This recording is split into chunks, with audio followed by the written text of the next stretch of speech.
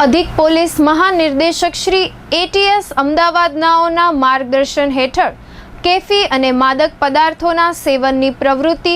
નેસ્તનાબૂદ કરવા તેમજ કેફી અને માદક પદાર્થોના સેવન, હેરફેર, વેપારની પ્રવૃત્તિને સદંતર રીતે ડામવા માટે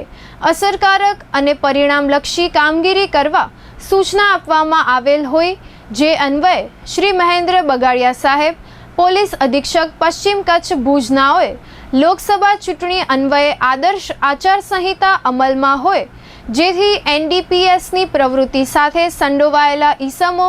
વિરુદ્ધ કડક કાર્યવાહી કરવા સૂચના આપેલ હોય,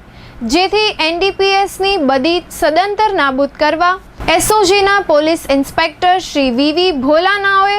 તાબાના કર્મચારીઓને સૂચના આપેલ હોય, જે અન્વયે એસઓજી સ્ટાફના કર્મચારીઓ કાર્યરત હતા.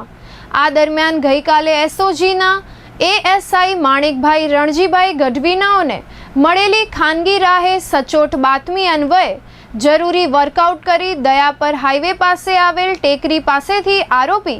ચિંતનકુમાર ઇન્દ્રકુમાર પટેલ, મૂળ ગામ ઘેરીતા, તાલુકો વિજાપર, જિલ્લો મહેસાણા, હાલ રહેવાસી દયાપર હાઈવે, તાલુકો લખપત, જિલ્લો કચ્છ ભુજવાડાને ઝડપી પાડી તેના કબજામાંથી ગેરકાયદેસર વાવેતર કરેલ વનસ્પતિજન્ય માદક પદાર્થ ગાંજાના છોડ નંગ 4, જેનું વજન 3.680 કિલોગ્રામ, કિંમત ₹36,800નો નાર્કોટિક્સનો મુદ્દામાલ ઝડપી પાડી ઉપરોક્ત મજકૂર ઈસમ વિરુદ્ધ દયાપર પોલીસ સ્ટેશન ખાતે એનડીપીએસ એક્ટ હેઠળ કાયદેસરની કાર્યવાહી કરવામાં આવેલ છે.